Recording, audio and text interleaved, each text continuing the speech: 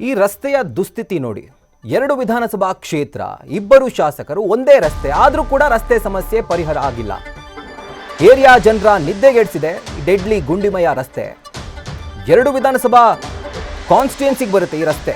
ಬೆಂಗಳೂರಿನ ಡಿಜೆ ಹಳ್ಳಿ ರಸ್ತೆಯಲ್ಲಿ ನಿತ್ಯ ಆಕ್ಸಿಡೆಂಟ್ಗಳಾಗ್ತಾ ಇದ್ರು ಕೂಡ ಈ ಡೆಡ್ಲಿ ಗುಂಡಿಯಿಂದ ರಸ್ತೆಯಲ್ಲಿ ಇವತ್ತು ಲಗೇಜ್ ಆಟೋ ಪಲ್ಟಿ ಆಗಿದ್ರು ಕೂಡ ಯಾವುದೇ ತರಹದ ಒಂದು ಪರಿಹಾರ ಇಲ್ಲಿವರೆಗೂ ಈ ರಸ್ತೆಗೆ ಸಿಕ್ಕಿಲ್ಲ.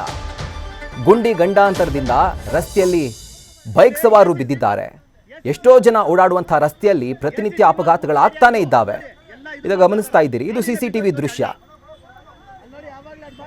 ಸೀದಾ ಬರ್ತಾ ಇದ್ದಂತಹ ಬೈಕ್ ಏಕಾಏಕಿ ಸ್ಕಿಡ್ ಆಗಿ ಬೀಳುತ್ತೆ. ಇವತ್ತು ನೋಡಿದ್ರೆ ಒಂದು ಆಟೋ ಕೂಡ ಸಿಕ್ಕಾಕೊಂಡಿತ್ತು. ಸೊ ಇದು 2 ಕಾನ್ಸ್ಟಿಟ್ಯೂನ್ಸಿಗೆ ಬರುವಂಥ ಒಂದೇ ರಸ್ತೆ. ಅಂದರೆ ರಸ್ತೆಯ ಒಂದು ಭಾಗ ಒಂದು ಕಾನ್ಸ್ಟಿಟ್ಯೂನ್ಸಿಗೆ ಬಂದರೆ ಮತ್ತೊಂದು ಭಾಗ ಮತ್ತೊಂದು ಕಾನ್ಸ್ಟಿಟ್ಯೂನ್ಸಿಗೆ ಬರುತ್ತೆ. ಒಂದು ಭಾಗ ಸರ್ವಜ್ಞ ನಗರ ಕ್ಷೇತ್ರದ ಒಂದು ವ್ಯಾಪ್ತಿಗೆ ಬಂದರೆ ಮತ್ತೊಂದು ಭಾಗ ಪುಲಕೇಶಿ ನಗರ ಕ್ಷೇತ್ರದ ವ್ಯಾಪ್ತಿಗೆ ಬರುತ್ತೆ. ಅಂದರೆ ಮಜಾ ಏನು ಅಂತಂದರೆ 2 ಕಡೆ ಇರುವಂಥದ್ದು ಕಾಂಗ್ರೆಸ್ನ ಶಾಸಕರೇ. ಏನೋ ಬೇರೆ ಪಾರ್ಟಿ ಶಾಸಕರಿದ್ದರೆ ಒಂದು ಪಕ್ಷ ಹೌದು ಅಂತ ಹೇಳ್ಬೋದಾಗಿತ್ತು. ಆದರೆ ಒಂದೇ ಪಕ್ಷದ ಶಾಸಕರಿದ್ದರೂ ಕೂಡ ಈ ರಸ್ತೆಗೆ ಒಂದು ಪರಿಹಾರ ಅನ್ನೋದೇ ಸಿಕ್ಕಿಲ್ಲ.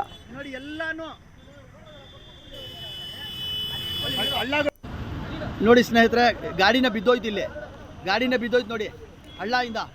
ಒಂದು ರಸ್ತೆಯ ದುಸ್ಥಿತಿ ಬಗ್ಗೆ ನಮ್ಮ ಪ್ರತಿನಿಧಿ ಸತ್ತಾರ್ ಒಂದು ಗ್ರೌಂಡ್ ರಿಪೋರ್ಟ್ ಕೊಟ್ಟಿದ್ದಾರೆ, ನೋಡೋಣ ಬನ್ನಿ. ಗುಂಡಿಮಯ ರಸ್ತೆಯಿಂದ ಸವಾರರು ಹಾಗೂ ಚಾಲಕರು ಪರದಾಡಬೇಕಂತ ಸನ್ನಿವೇಶ ಸೃಷ್ಟಿಯಾಗಿದೆ. ನಿಮ್ಗೆ ನೇರವಾಗಿ ಆ ದೃಶ್ಯವನ್ನು ತೋರಿಸ್ತಾ ಹೋಗ್ತೀನಿ. ಇದು ಡಿಜೆ ಹಳ್ಳಿಯಲ್ಲಿರುವಂತಹ ನಿತ್ಯ ಜನರು ಇದೇ ರೀತಿ ಪರದಾಡಬೇಕಂತ ಸನ್ನಿವೇಶ ಇದೆ. ಒಂದು ಕಡೆ ಇಡೀ ರಸ್ತೆ ಗುಂಡಿಮಯ ಆಗಿರೋದ್ರಿಂದ ಸಂಚಾರ ಕೂಡ ಆತಂಕಮಯ ಆಗಿದೆ. ಪ್ರಮುಖವಾಗಿ ಇಲ್ಲಿಯ ಜನರು ಒಂದಿಷ್ಟು ಹೇಳೋ ಪ್ರಕಾರ ಈ ಒಂದು ರಸ್ತೆ ಏನಿದೆ ಇದು 2 ವಿಧಾನಸಭಾ ಕ್ಷೇತ್ರಕ್ಕೆ ಬರುತ್ತೆ.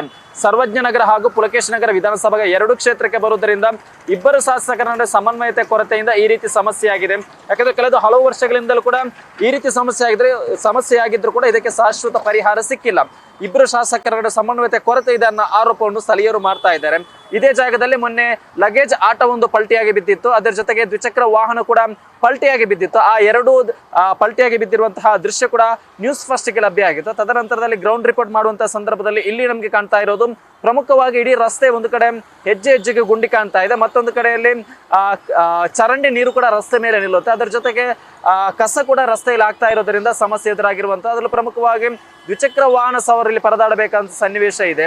ಜೊತೆಗೆ ಕೆಲವೊಂದಿಷ್ಟು ಕಡೆ ಅಪಾಯಕಾರಿ ಚಾಲನೆಯಿಂದ ಕೂಡ ಇದೀಗ ಜನರು ಇಲ್ಲಿ ಈ ಒಂದು ರಸ್ತೆಯಲ್ಲಿ ಪರದಾಡಬೇಕಂತ ಸನ್ನಿವೇಶ ಸೃಷ್ಟಿಯಾಗಿದೆ. ಕ್ಯಾಮರಾ ಪರ್ಸನ್ ಪವನ್ ಜೊತೆ ಸತ್ತಾ, ನ್ಯೂಸ್ ಫಸ್ಟ್, ಬೆಂಗಳೂರು.